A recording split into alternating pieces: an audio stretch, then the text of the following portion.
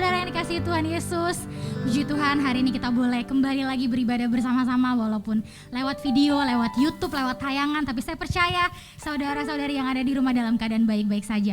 Mari saudara siapkan hatimu, karena dalam minggu ini kita akan terus bersyukur buat kebaikan Tuhan. Saudara percaya kita boleh ada sampai hari ini itu semua karena kebaikan Tuhan, amin. Mari angkat tanganmu, kita mau berdoa. Terima kasih Bapa, terima kasih Tuhan Yesus buat hari ini Tuhan. Kami boleh kembali datang kepadamu Tuhan. Kami mau bersyukur buat kebaikan-Mu, buat penyertaan-Mu, buat perlindungan-Mu bagi setiap kami. Kau boleh hadir di setiap rumah-rumah Tuhan, di setiap keluarga-keluarga ya Bapa. Biar pada hari ini Tuhan, kami boleh memuji dan menyembah Engkau dengan hati kami, dengan jiwa kami ya Bapa. Terima kasih Bapa, terima kasih Tuhan Yesus. Haleluya Bapa. Thank you Jesus. Thank you Lord.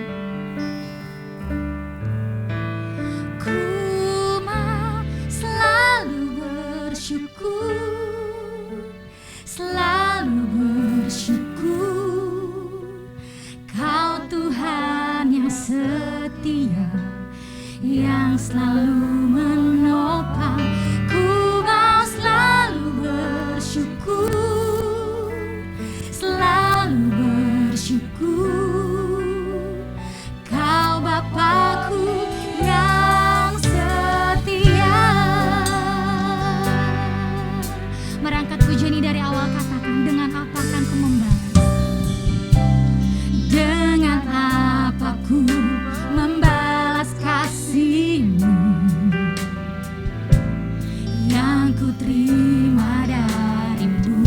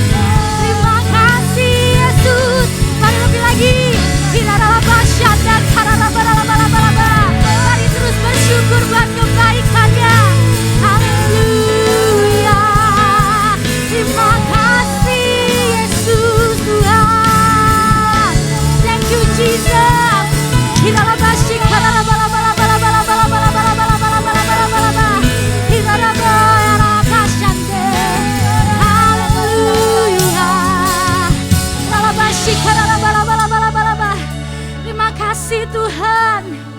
Kami bersyukur Tuhan. Sampai hari ini Tuhan Kau masih menjaga dan menopang kami Tuhan. Engkau melindungi setiap kami Bapa. Engkau luputkan setiap kami Tuhan. Biarlah Tuhan pada pagi hari ini Bapa, jemaat-Mu yang sakit Tuhan Kau sembuhkan di dalam nama Yesus. Engkau berkati setiap keluarga-keluarga di rumah Tuhan. Mazmur 91 ada bersama kami Tuhan.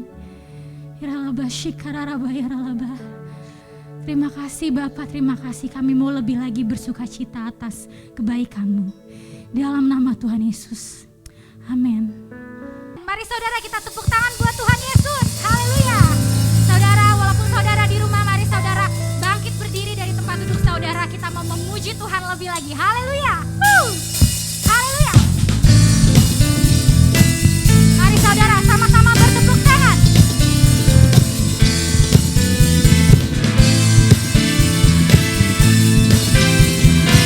Mari singar bersama-sama, saya katakan meskipun musuh di depan, rintangan menghadang langkah, ku tahu sungguh Engkau bersamaku. Amin saudara, mari lebih lagi beribu rebah. Beribu rebah di kiriku, berlaksa di sisi kanan, ku tahu janji-Mu Engkau bersamaku. Mari yuk sama-sama angkat kedua tanganmu, katakan takkan pernah goyah keyakinan pada dirimu, Yesus Tuhanku. Tiada yang seperti dirimu. Kaulah kuatku, kebanggaanku, gunung batu dan keselamatanku, kuat tanganmu, pelindunganku, Kaulah Allah sumber kemenangan. Sama-sama masyarakat, haleluya. Mari saudara lebih lagi katakan meskipun musuh di depan, amin, rintangan menghadang langkah, ku tahu sungguh Engkau bersamaku. Mari lihat kanan kirimu, katakan beribu rebah di kiriku, berlaksa di sisi kanan, ku tahu janji-Mu Engkau bersamaku. Mari sekali lagi angkat kedua tanganmu, katakan takkan pernah goyah keyakinanku pada dirimu, Yesus Tuhanku. Tiada yang seperti. Mari lebih lagi katakan Kaulah kuatku, kebanggaanku, gunung batu dan keselamatanku, kuat tanganmu, pelindunganku, Kaulah Allah sumber. Mari saudara katakan Kaulah kuatku, kebanggaanku, gunung batu dan. Mari nyanyikan dengan imanmu, kuat tanganmu, pelindunganku, Kaulah Allah sumber. Mari lebih lagi katakan Kaulah kuatku, kebanggaanku, gunung batu dan keselamatanku, kuat tanganmu, pelindunganku, Kaulah Allah sumber kemenanganku, sumber kemenangan Tuhan, sumber kemenangan. Kaulah kuatku.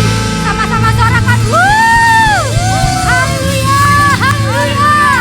Terima kasih Tuhan, terima kasih Bapak. Haleluya. Baik jemaat Tuhan, saat ini kita akan menyaksikan sama-sama mendengarkan Voice of Pentecost.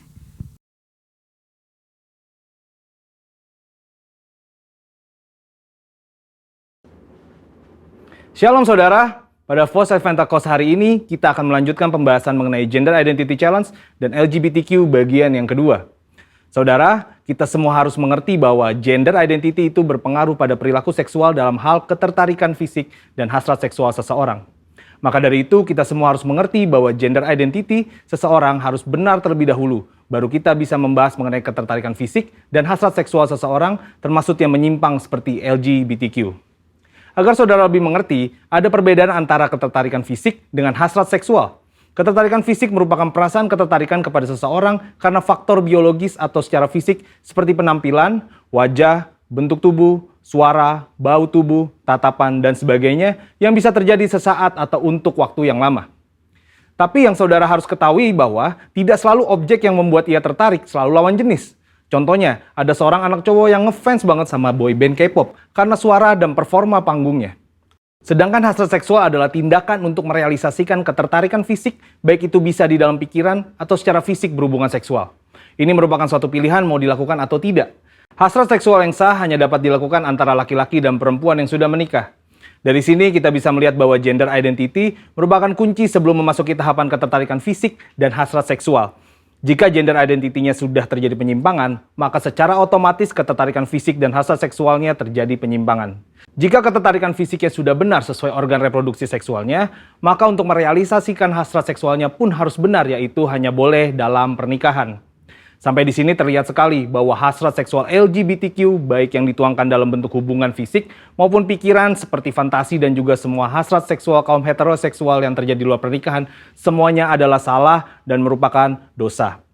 Maka dari itu dalam Imamat 18 dan 20 ayat ke-10 sampai ke-21 jelas melarang segala perzinahan dan percabulan, ketertarikan fisik yang tidak wajar, dan pelaksanaan hasrat seksual yang menyimpang kepada orang tua, saudara kandung, saudara tiri, sepupu, sanak saudara, dan bahkan kepada binatang. Lebih lagi Tuhan Yesus dalam Matius 5 ayat ke-27 sampai 30 menegaskan bahwa jika seseorang memiliki hasrat seksual di dalam hatinya meskipun belum direalisasikan dalam tindakan fisik, hal tersebut juga adalah dosa. Nah, sampai di sini mungkin saudara bertanya, bagaimana langkah pemulihan bagi mereka yang mengalami gender identity challenge dan LGBTQ? Ternyata langkah pemulihannya sama dengan semua yang jatuh dalam dosa, yaitu bertobat, berbalik dari dosa, dan datang kepada Tuhan Yesus untuk pengampunan dosa serta memberi diri untuk bertumbuh ke arah Dia. Dan juga dalam hal hasrat seksual, orang-orang percaya dipanggil untuk menyalipkan segala keinginan daging yang berdosa serta mengendalikannya sebagai bagian dari disiplin rohani. Maka dari itu yang paling terpenting ialah bagaimana langkah kita sebagai anak mudanya Tuhan dalam menanggapi LGBTQ ini. Saudara bisa melakukan 3M. M yang pertama adalah mengasihi. Saudara pasti sudah sangat mengerti bahwa kita dipanggil untuk mengasihi sesama, namun mengasihi bukan berarti berkompromi terhadap kebenaran firman Tuhan. Karena tindakan untuk membenarkan perilaku penyimpangan seksual bukanlah tindakan kasih, melainkan tindakan menghancurkan. Untuk itu, GBI sendiri telah memandang disorientasi seksual kaum LGBTQ adalah dosa. Namun, GBI meyakini bahwa kuasa Yesus dan pekerjaan Roh Kudus mampu mengubahkan orang berdosa. Jadi, wujud kasih kita yang benar kepada kaum homoseksual bukan memandang perilaku itu benar berdasarkan hak asasi manusia, namun justru menolong mereka keluar dari perbuatan dosa itu sesuai 1 Korintus 6 ayat yang ke-9 sampai ke-11. Selain itu, gereja atau kita sebagai orang percaya dapat menjadi wadah dan sarana yang positif dalam melahirkan pertumbuhan iman dan penguatan nilai-nilai rohani yang baru. M yang kedua adalah membantu. Gereja atau orang percaya dipanggil untuk membantu dengan memberikan pengajaran-pengajaran yang benar mengenai gender identity, batasan ketertarikan fisik dan hasrat seksual, sehingga orang-orang yang bergumul dapat kembali pada gambaran rupa dan gambar Allah sebagaimana Allah menciptakan manusia pada awalnya. Dan M yang ketiga adalah mengingatkan. Sebagai komunitas orang percaya, saudara juga dapat saling mengingatkan bahwa perjalanan hidup orang Kristen adalah mencapai keserupaan dengan Kristus. Yang berarti bahwa proses pengudusan hidup tidak akan pernah berhenti di sepanjang kita hidup di dunia ini. Meskipun ada pilihan berbuat dosa, namun kita memilih untuk menghindari dosa tersebut. Kesimpulannya, Tuhan membenci serta menganggap dosa semua perbuatan zina, cabul, penyimpangan seksual, dan siapapun yang tidak dapat mengontrol hasrat seksualnya. Sebagai komunitas orang percaya, kita tidak dapat terhindar dari orang yang memilih hidup dalam penyimpangan seksual, namun respon dan sikap kita adalah tetap mengasihi mereka, membantu mereka untuk mengendalikan perilaku seksual mereka, serta mengingatkan bahwa perjalanan hidup setiap orang percaya adalah ke arah Kristus. Saudara, untuk penjelasan lengkapnya dari tim teologi kami, silakan cek link yang ada di atas atau scan QR Code yang tersedia. Salam integritas, Tuhan Yesus memberkati.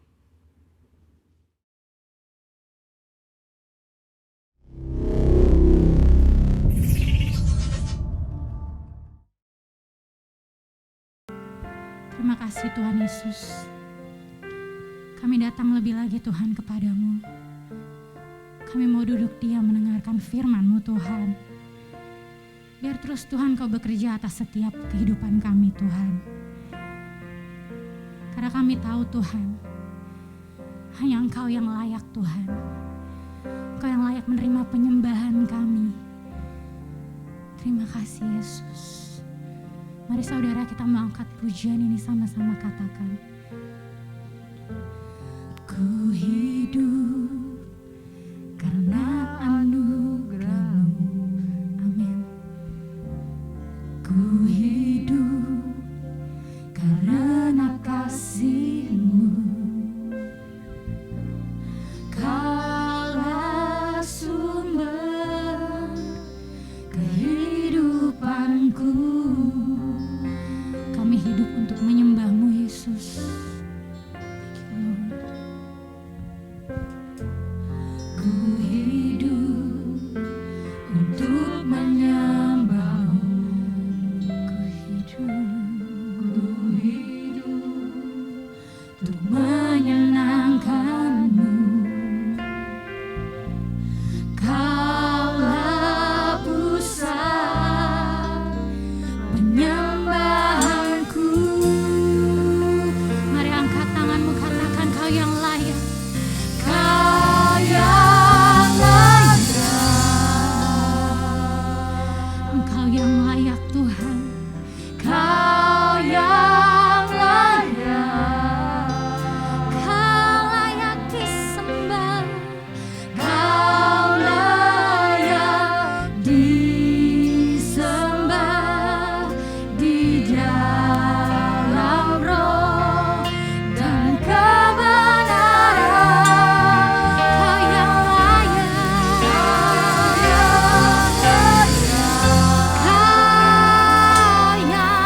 layak. Kau yang layak.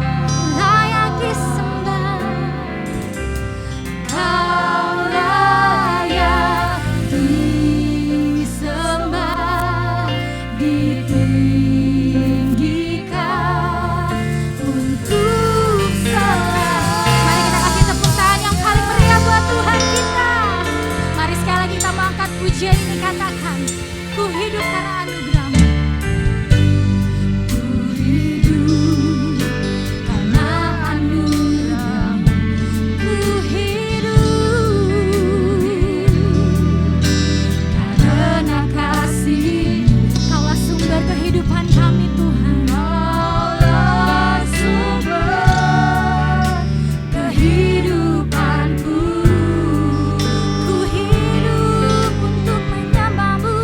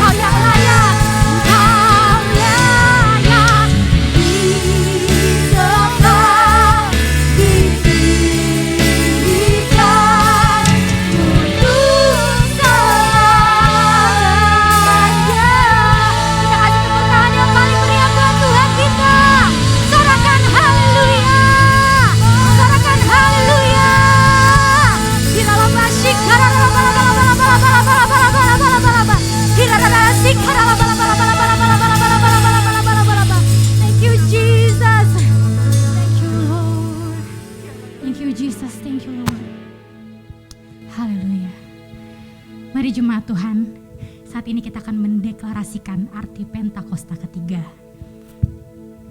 Pentakosta ketiga. 1. Pentakosta ketiga adalah pencurahan Roh Kudus yang dahsyat di zaman ini melebihi yang terjadi di Azusa Street. 2. Pentakosta ketiga akan mengakibatkan penuaian jiwa yang terbesar dan yang terakhir sebelum Tuhan Yesus datang kembali.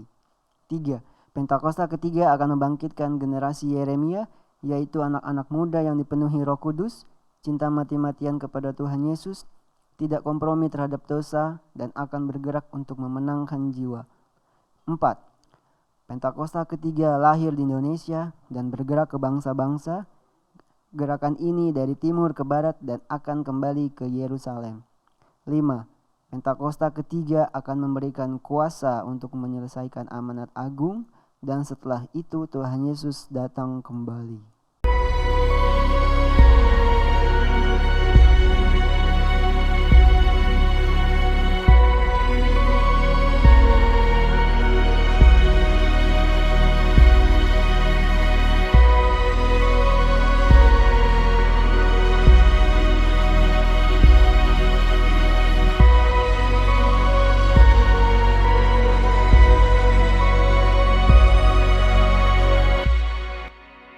Shalom, hari ini saya mau berbicara tentang merdeka di bidang keuangan.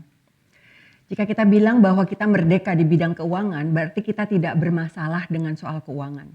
Berarti kita adalah orang yang berhasil dan menghasilkan cukup uang untuk memenuhi kebutuhan kita sehari-hari. Kalau kita jabarkan orang yang sukses atau berhasil, apa yang harus dipenuhi? Mungkin nomor 1 adalah untuk melakukan sesuatu, seseorang harus mempunyai kepandaian yang cukup. Maksud saya ia harus mempunyai pengetahuan yang cukup untuk bisa melakukan apa yang harus ia lakukan. Misalnya kalau kita mau menjadi supir bus, tentu ia harus mahir untuk mengemudi sebuah bus. Tidak cukup cuma bisa nyetir mobil sedan, apalagi cuma bisa naik motor. Tentu tidak mungkin bagi dia untuk menjadi sopir bus jika ia tidak mempunyai keahlian dalam mengemudi bus yang besar itu. Mungkin dia harus belajar lagi. Jika dirasakan pengetahuan yang dia punyai kurang mencukupi, maka ia harus mengambil inisiatif untuk menyempurnakannya.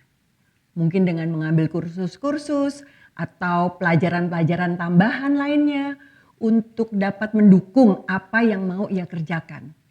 Saya rasa tidak mungkin seseorang itu bisa mengerjakannya dengan berhasil tanpa mempunyai pengetahuan yang cukup. Kalau kita mau coba-coba, semuanya bisa dicoba. Tetapi bagaimana hasilnya? Berapa kali harus kita coba dan berapa lama bisa bertahan untuk mencobanya sampai sesuatu itu boleh berhasil? Berapa biaya yang harus kita keluarkan dan berapa waktu yang akan terbuang dengan percuma. Karena coba-coba itu pasti memakan waktu yang lama dan memakan biaya yang besar. Dalam bidang yang populer, pasti banyak orang juga yang mau menekuni bidang yang sama. Sehingga banyak sekali yang menjadi saingan kita. Dalam kompetisi ini, jika kita mau bertahan, kita harus bisa menguasai pasar. Dan tentunya mempunyai keahlian untuk bisa menjadi yang terbaik. Untuk bisa berhasil, untuk bisa diterima dengan predikat yang terbaik. Dan membuat orang-orang merasa manfaat dan faedahnya. Karena kita benar-benar dapat memberikan yang terbaik. Dan kita sangat menguasai area yang kita lakukan. Nah, itu saya rasa hal yang penting yang harus kita pikirkan dan dalami untuk kita bisa menjadi seorang yang berhasil. Yang kedua, mindset kita. Ya harus mempunyai mindset yang benar, artinya jangan kita berjualan untuk mendapatkan keuntungan yang besar. Ya. Karena dengan pikiran yang serakah seperti itu, untuk mendapatkan keuntungan yang besar dapat menjerumuskan kita dengan menjual barang yang kurang bagus dan harga yang tinggi. Yang pasti itu akan membuat kita kalah di dalam persaingan. Ketidakjujuran juga bisa menipu kita untuk bisa menjadi yang terbelakang. Tetapi kita harus lebih memikirkan hal-hal yang berguna bagi orang yang membeli dan apa yang menjadi kepentingan mereka. Apa yang berguna untuk memenuhi kebutuhan orang dan yang dapat memberi kenyamanan buat orang yang memanfaatkannya. Atau lebih memikirkan keuntungan yang bisa kita ciptakan untuk kepentingan orang lain. Hal ini yang harus kita perhatikan. Jika kita mau mendapat pasar atau kita mau untuk menguasai market. Hal yang ketiga yang harus kita perhatikan adalah kita harus mempunyai karakter yang baik. Untuk berhasil di zaman now ini tidaklah mudah.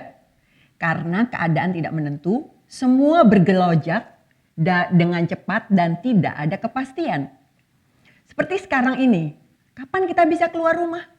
Kapan COVID-19 ini berakhir? Semua tidak ada kepastian. Semua membingungkan dalam kompleksitas yang tinggi. Tetapi orang yang jujur itu menjadi barang yang langka.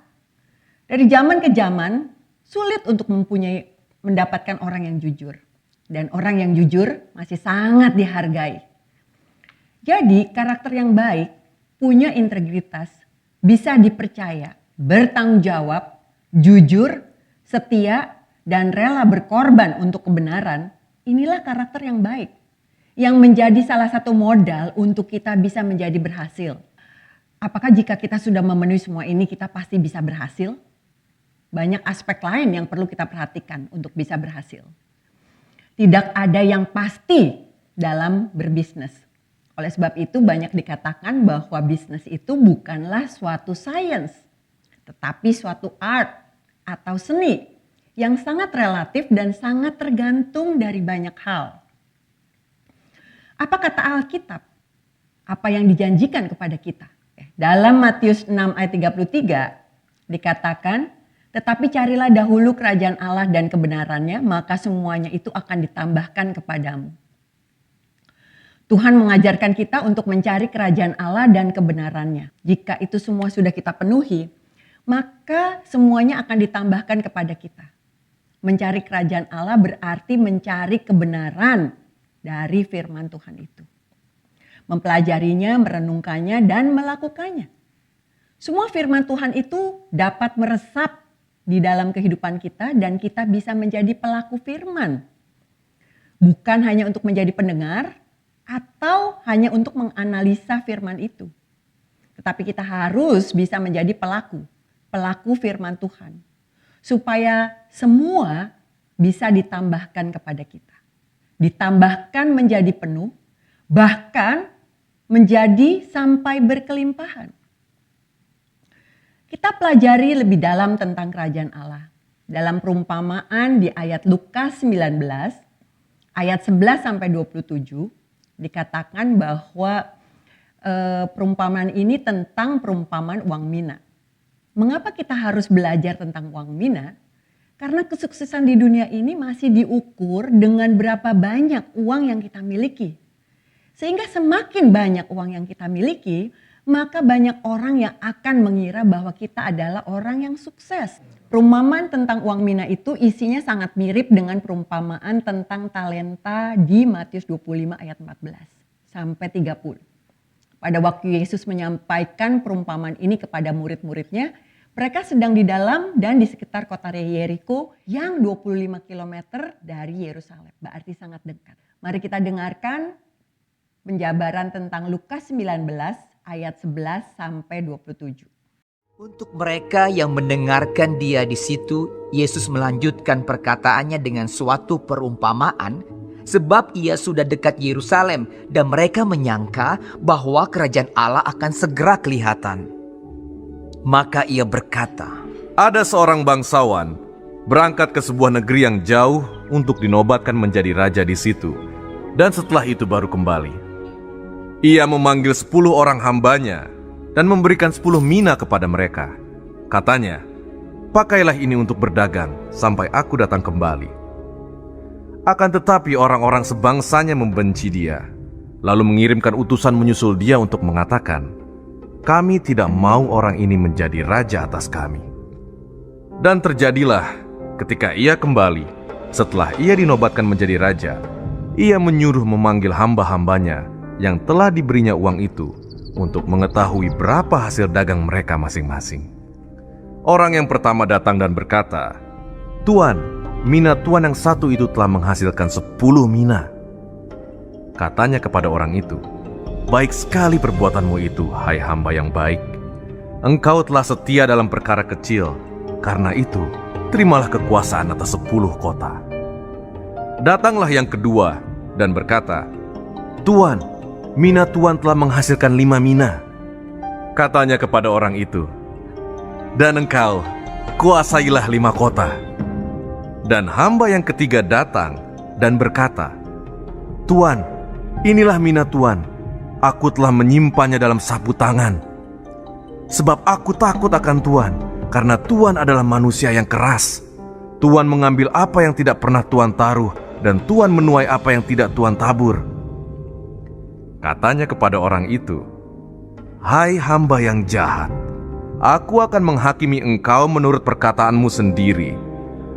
Engkau sudah tahu bahwa aku adalah orang yang keras, yang mengambil apa yang tidak pernah aku taruh dan menuai apa yang tidak aku tabur. Jika demikian, mengapa uangku itu tidak kau berikan kepada orang yang menjalankan uang? Maka sekembaliku, aku dapat mengambilnya serta dengan bunganya." Lalu katanya kepada orang-orang yang berdiri di situ, "Ambillah mina yang satu itu daripadanya, dan berikanlah kepada orang yang mempunyai 10 mina itu." Kata mereka kepadanya, "Tuan, ia sudah mempunyai 10 mina." Jawabnya, "Aku berkata kepadamu, setiap orang yang mempunyai, kepadanya akan diberi. Tetapi siapa yang tidak mempunyai, daripadanya akan diambil juga apa yang ada padanya. Akan tetapi semua seteruku ini, yang tidak suka aku menjadi rajanya, bawalah mereka kemari dan bunuhlah mereka di depan mataku." Baik perumpamaan ini maupun perumpamaan dalam Matius 25 itu merupakan ajakan untuk kita berjaga-jaga dan bekerja dalam menantikan kedatangan Tuhan Yesus yang kedua kali, yang saatnya tidak kita ketahui. Bahkan barangkali Lukas dalam hal ini mengingatkan kita kepada martabat raja yang akan diharapkan kelak akan diberikan kepada Yesus Kristus. Pada saat itu Yesus sendiri masih harus naik ke surga sebelum ia datang kembali dalam kemuliaannya menjadi seorang raja dalam kerajaan yang sempurna. Jadi dalam perumpamaan ini kita bisa mengerti dan selalu mengingat kepada masa antara kenaikan Yesus Kristus ke surga dan kedatangannya kembali. Selama waktu itu pengikut-pengikutnya haruslah berjaga-jaga dan bekerja, yakni berlaku setia dan memenuhi tugas yang diserahkan kepada mereka. Sebab waktunya nanti akan tiba dengan sekonyong-konyong dan tidak disangka-sangka. Ia akan datang kembali dan menuntut pertanggungjawaban kita apa yang telah kita lakukan. Kapan itu waktunya? Ya, sekarang. Sekarang waktunya. Dalam Lukas 19, agaknya maksud Tuhan itu pertama untuk menguji hamba-hambanya dan melihat apa yang akan dilakukan. Apa yang akan dilakukan setiap orang dengan uang itu. Perhatikan bahwa uang itu tidak dihadiahkan menjadi milik mereka, tetapi diberikan kepada mereka untuk dipakai sebagai modal kerja bagi tuan mereka. Sebagai contoh, di cerita tentang 3 orang dari 10 budak itu, ada 1 orang hamba yang mendapatkan 10 mina dari 1 mina. Ada 1 orang hamba yang mendapatkan 5 mina dari 1 mina yang didapatnya. Kedua orang hamba itu dipuji oleh tuannya. Tidak dituntut bahwa tiap-tiap orang harus mempunyai hasil yang sama besarnya. Tetapi Tuhan ini menilai kesungguhan mereka. Berapa mereka berusaha dengan sekuat tenaga untuk melakukan apa yang harus mereka lakukan. Yaitu menjalankan modal yang diberikan kepada mereka. Di samping itu mereka ini mendapat upah yang jauh lebih besar dari nilai 10 mina atau 5 mina. Karena mereka setia dalam perkara kecil, maksudnya dalam perkara uang itu, maka mereka itu dianggap layak untuk melakukan perkara yang lebih besar. Maksudnya dalam soal-soal yang lebih penting. Sehingga mereka sekarang diangkat menjadi kepala daerah atas 10 kota, atas 5 kota, sesuai dengan hasil pekerjaan mereka dengan uang itu. Baik juga diperhatikan bahwa upah mereka bukanlah suatu pemberian, tetapi suatu tugas. Tugas yang baru yang menuntut tanggung jawab yang lebih besar. Semua harta yang kita miliki bukanlah milik kita, tetapi milik Tuhan yang harus kita pertanggungjawabkan kembali kepada Dia. Hal ini sangat erat hubungannya dengan persepuluhan. Karena banyak dari kita mengatakan bahwa uang yang saya terima tidak cukup untuk keperluan sehari-hari. Bagaimana saya bisa memberi persepuluhan? Kita tahu bahwa semua uang itu bukan milik kita, tetapi milik Tuhan. Jika Ia meminta seluruhnya pun, kita harus memberikannya. Karena semua itu bukan milik kita, tetapi milik Dia. Ajaran mengenai persepuluhan dapat ditemukan di mana-mana dalam kitab suci. Abraham membayar persepuluhan kepada Melkisedek. Anak-anak Israel diajarkan untuk membawa persepuluhan mereka kepada Tuhan. Mungkin ayat suci yang paling sering dikutip tentang perpuluhan adalah di dalam Perjanjian Lama, yaitu di kitab Malaiki. Malaiki 3 ayat 8 dikatakan, bolehkah manusia menipu Allah? Namun kamu menipu aku. Tetapi kamu berkata, dengan cara bagaimanakah kami menipu engkau? Mengenai persembahan persepuluhan dan persembahan kudus. Selanjutnya di Malaiki 3 ayat 10 dikatakan, bawalah seluruh persembahan persepuluhan itu ke dalam rumah perbendaharaan Tuhan. Supaya ada persediaan makanan di rumahku. Dan ujilah aku, firman Tuhan semesta alam. Apakah aku tidak akan membukakan bagimu tingkap-tingkap langit dan mencurahkan kepadamu sampai berkelimpahan.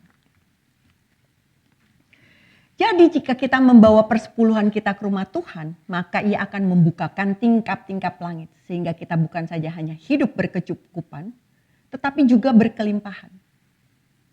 Ini adalah janji Tuhan jika Tuhan telah berjanji. Jangan kita mengecilkannya. Dan jangan kita menganggap itu tidak berarti. Karena Ia berjanji dan pasti akan menepatinya. Roma 11 ayat 16 dikatakan, jikalau roti sulung adalah kudus, maka seluruh adonannya juga kudus. Dan jikalau akar adalah kudus, maka cabang-cabangnya juga kudus. Jadi jika keuanganmu sudah dikuduskan dengan persepuluhan yang diserahkan kepada Tuhan, maka sisa dari sebagian tersebut juga semuanya telah dikuduskan. Karena kita telah menyerahkan akarnya kepada Tuhan, maka seluruh cabang-cabangnya juga menjadi kudus. Dan iblis tidak mampu untuk menjamahnya. Tidak akan ada belalang-belalang pelahap yang bisa melahapnya. Atau lubang dalam pundi-pundimu. Karena semua sudah terjaga dengan aman. 2 Korintus 8 ayat 9 berkata, karena kamu telah mengenal kasih karunia Tuhan kita Yesus Kristus, bahwa Ia yang oleh karena kamu menjadi miskin, sekalipun Ia kaya, supaya kamu menjadi kaya oleh kemiskinannya. Sebagai murid-murid Tuhan Yesus, kita harus serupa dan segambar dengan Dia. Mempunyai keinginan yang sama dengan Dia. Bisa mengorbankan diri seperti Dia, mengosongkan diri kita sendiri untuk bisa menolong orang lain. Itu adalah konsekuen dalam mengikut Yesus. Karena itu haruslah kamu sempurna sama seperti Bapakmu yang di surga adalah sempurna. Dan di 2 Korintus 9 dikatakan memberi dengan sukacita, membawa berkat. Ayat 6, camkanlah ini. Orang yang menabur sedikit akan menuai sedikit. Dan orang yang menabur banyak akan menuai banyak juga. Hendaklah kamu masing-masing memberi menurut kerelaan hati masing-masing. Jangan dengan sedih hati atau karena paksaan. Sebab Allah mengasihi orang yang memberi dengan sukacita.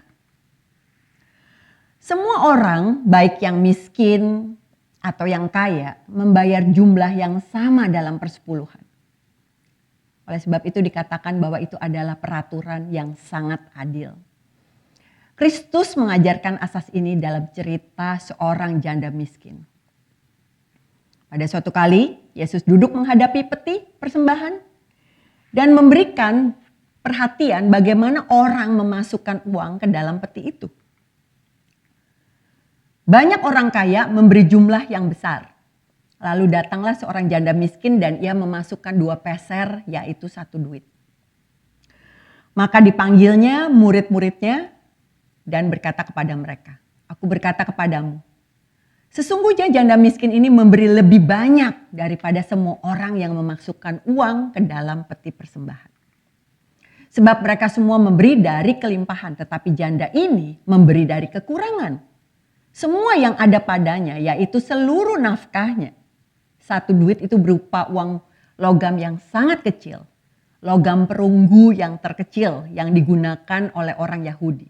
Nilainya hanya 1/64 dinar. Tetapi Tuhan memperhitungkannya sebagai persembahan yang besar. Sesuai dengan kemampuan sang pemberi. Di masa anugerah ini, kita tetap wajib untuk memberikan persepuluhan sebagai rasa syukur dan cinta kita kepada Tuhan. Untuk membantu gereja-gereja dalam menjalankan tugas. Menjalankan amanat agung Tuhan Yesus.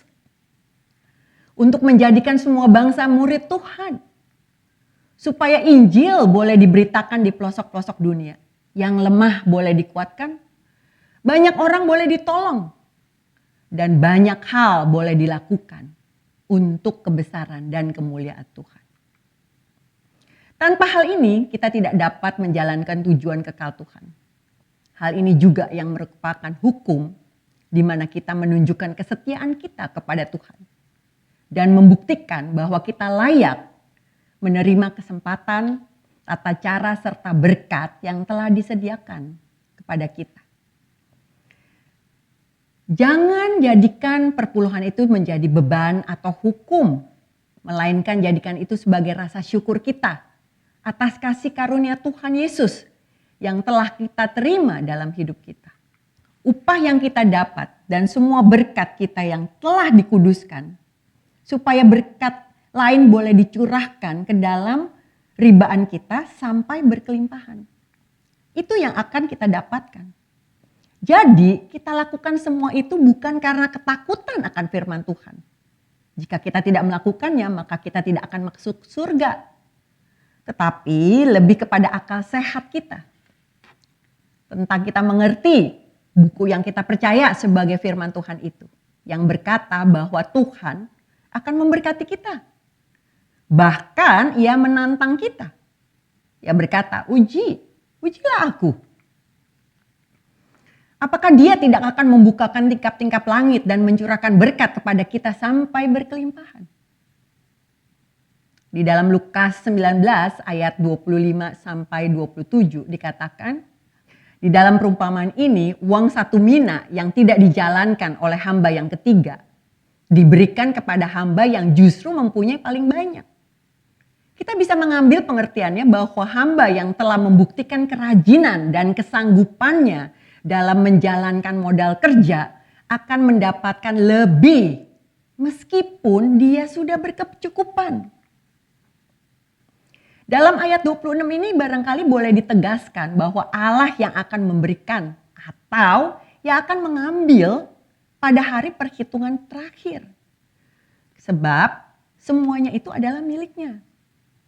Kekuasaan tertinggi yang mengatur segala peristiwa di bumi tidak terletak di bumi, tetapi di surga.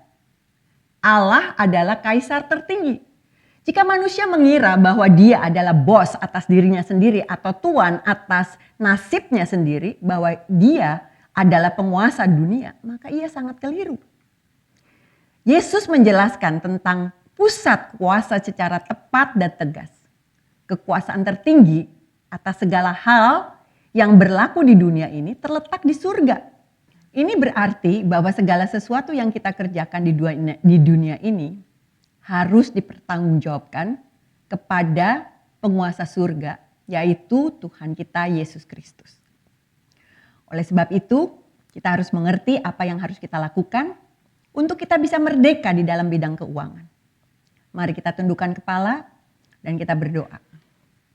Tuhan Yesus, terima kasih untuk segala sesuatu pencerahan yang Kau telah berikan kepada kami.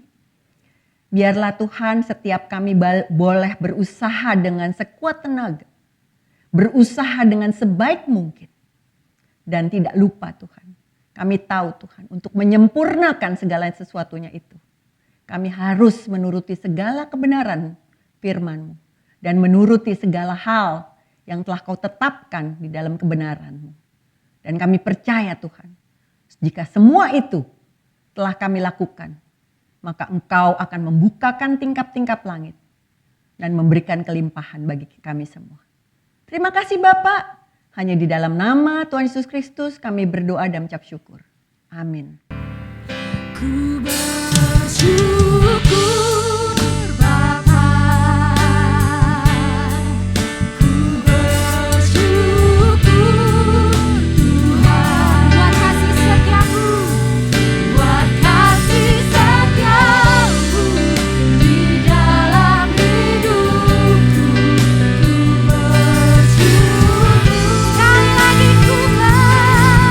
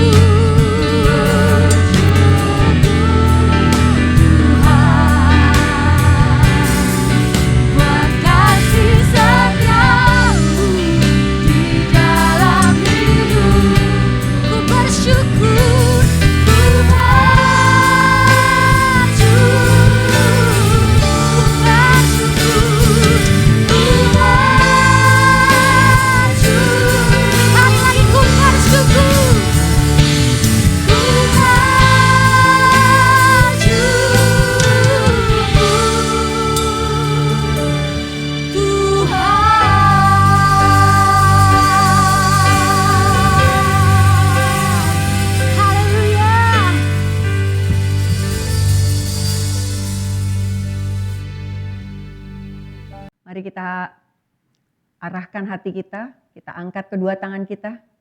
Biarlah berkat Allah Bapa melalui anak yang tunggal Yesus Kristus serta persekutuan yang manis dengan Roh Kudus senantiasa menyertai kita mulai saat ini sampai Yesus datang untuk kedua kali. Semua kita yang percaya kita katakan, amin. Tuhan Yesus memberkati.